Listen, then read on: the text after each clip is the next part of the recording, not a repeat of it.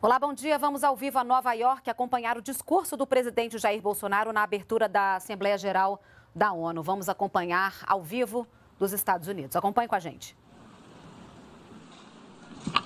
On behalf of the General Assembly, I have the honor to welcome to the United Nations His Excellency Jair Messias Bolsonaro, President of the Federative Republic of Brazil, and to invite him to address the Assembly. Ok. Bom dia a todos. Senhor Presidente da Assembleia Geral, Abdullah Shahid, Senhor Secretário-Geral das Nações Unidas, Antônio Guterres, senhores chefes de Estado e de Governo e demais chefes de delegação, senhoras e senhores, é uma honra abrir novamente a Assembleia Geral das Nações Unidas. Venho aqui mostrar o Brasil diferente daquilo publicado em jornais ou visto em televisões. O Brasil mudou e muito depois que assumimos o governo em janeiro de 2019.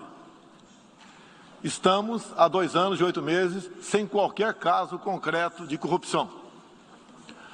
O Brasil tem um presidente que acredita em Deus, respeita a Constituição, valoriza a família e deve lealdade ao seu povo. Isso é muito. É uma sólida base se levarmos em conta que estávamos à beira do socialismo. Nossas estatais davam prejuízos de bilhões de dólares no passado. Hoje são lucrativas. Nosso Banco de Desenvolvimento era usado para financiar obras em países comunistas, sem garantias. Quem honrava esses compromissos era o próprio povo brasileiro. Tudo isso mudou. Apresento agora um novo Brasil, com sua credibilidade já recuperada diante do mundo. O Brasil possui o maior programa de parceria de investimentos com a iniciativa privada de sua história. Programa que já é uma realidade e está em franca execução. Até aqui foram contratados 100 bilhões de dólares de novos investimentos e arrecadados 23 bilhões de dólares em outorgas. Na área de infraestrutura, leiloamos para a iniciativa privada 34 aeroportos e 29 terminais portuários. Já são mais de 6 bilhões de dólares em contratos privados para novas ferrovias. Introduzimos o sistema de autorizações ferroviárias, o que aproxima nosso modelo ao americano. Em poucos dias recebemos 14 requerimentos de autorizações para novas ferrovias, com quase 15 bilhões de dólares em investimentos privados. Em nosso governo, promovemos o ressurgimento do modal ferroviário. Como reflexo, menor consumo de combustíveis fósseis e redução do custo Brasil, em especial no barateamento de produção de alimentos. Grande avanço vem acontecendo na área do saneamento básico. O maior leilão da história do setor foi realizado em abril, com concessão ao setor privado do serviço de distribuição de água e esgoto no estado do Rio de Janeiro. Temos tudo o que o investidor procura: um grande mercado consumidor, excelentes serviços, tradição de respeito a contratos e confiança no nosso governo. Também anuncio que nos próximos dias realizaremos o leilão para a implementação da tecnologia 5G no Brasil. Nossa moderna e sustentável agricultura de baixo carbono alimenta mais de 1 bilhão de pessoas no mundo e utiliza apenas 8% do território nacional. Nenhum país do mundo possui uma legislação ambiental tão completa quanto a nossa. Nosso Código Florestal deve servir de exemplo para outros países. O Brasil é um país com dimensões continentais, com grandes desafios ambientais. São 8,5 milhões de quilômetros quadrados, dos quais 66%, 2/3, são vegetação nativa, a mesma desde o seu descobrimento em 1500. Somente no bioma amazônico, 84% da floresta está intacta, abrigando a maior biodiversidade do planeta. Lembro que a região amazônica equivale à área de toda a Europa Ocidental. Antecipamos de 2060 para 2050 o objetivo de alcançar a neutralidade climática. Os recursos humanos e financeiros destinados ao fortalecimento dos órgãos ambientais foram dobrados, com vistas a zerar o desmatamento ilegal. E os resultados desta importante ação já começaram a aparecer. Na Amazônia, tivemos uma redução de 32% do desmatamento no mês de agosto, quando comparado a agosto do ano anterior. Qual país do mundo tem uma política de preservação ambiental como a nossa? Os senhores estão convidados a visitar a nossa Amazônia. O Brasil já é um exemplo na geração de energia, com 83% advinda de fontes renováveis. Por ocasião da COP26, buscaremos consenso sobre as regras do mercado de crédito de carbono global. Esperamos que os países industrializados cumpram efetivamente seus compromissos com o financiamento de clima em volumes relevantes. O futuro do emprego verde está no Brasil. Energia renovável, agricultura sustentável, indústria de baixa emissão, saneamento básico, tratamento de resíduos e turismo. Ratificamos a Convenção Interamericana contra o Racismo e formas correlatas de intolerância. Temos a família tradicional como fundamento da civilização. E a liberdade do ser humano só se completa com a liberdade de culto e de expressão. 14% do território nacional, ou seja, mais de 110 milhões de hectares, uma área equivalente à Alemanha e França juntas, é destinada às reservas indígenas.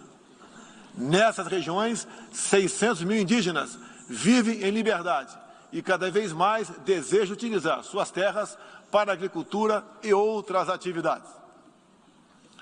O Brasil sempre participou em missões de paz da ONU, de Suez até o Congo, passando pelo Haiti e Líbano. Nosso país sempre acolheu refugiados. Em nossa fronteira com a vizinha Venezuela, a operação acolhida do governo federal já recebeu 400 mil venezuelanos deslocados devido à crise político-econômica gerada pela ditadura bolivariana. O futuro do Afeganistão também nos causa profunda apreensão. Concederemos visto humanitário para cristãos, mulheres, crianças e juízes afegãos.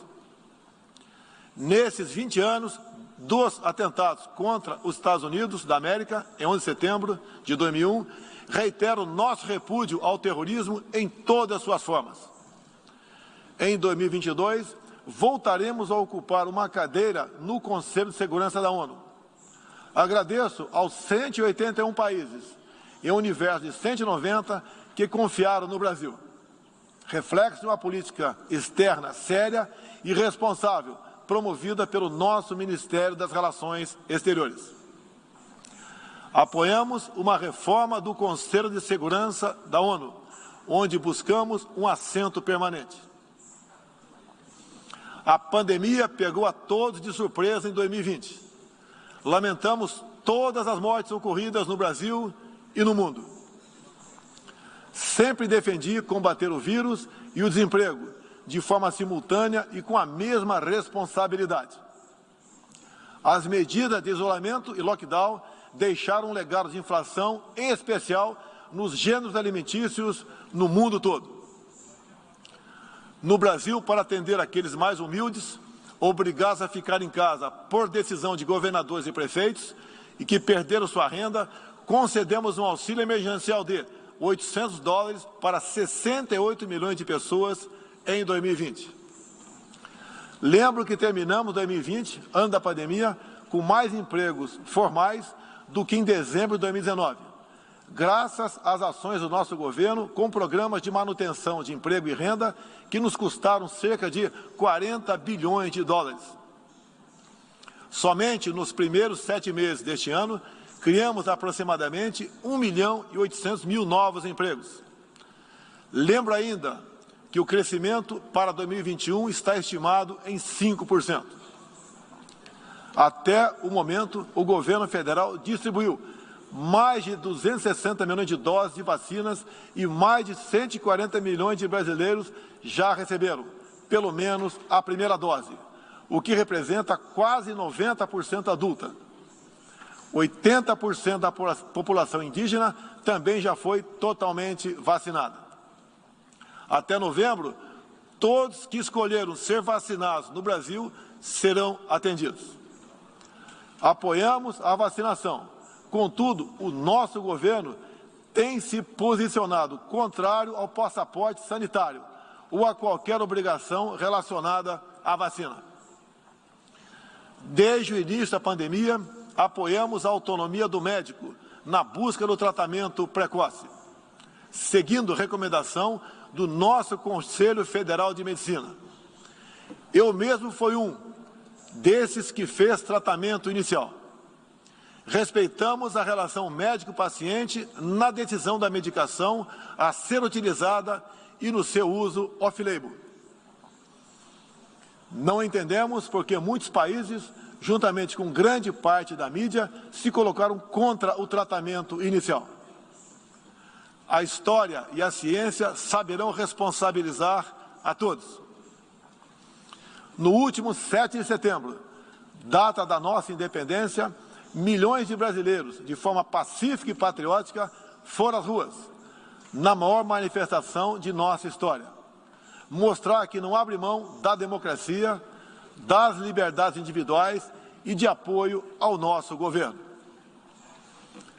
Como demonstrado, o Brasil vive novos tempos. Na economia, temos um dos melhores desempenhos entre os emergentes. Meu governo recuperou a credibilidade externa e hoje se apresenta como um dos melhores destinos para investimentos. É aqui, nesta Assembleia Geral, que vislumbramos um mundo de mais liberdade, democracia, prosperidade e paz. Que Deus abençoe a todos.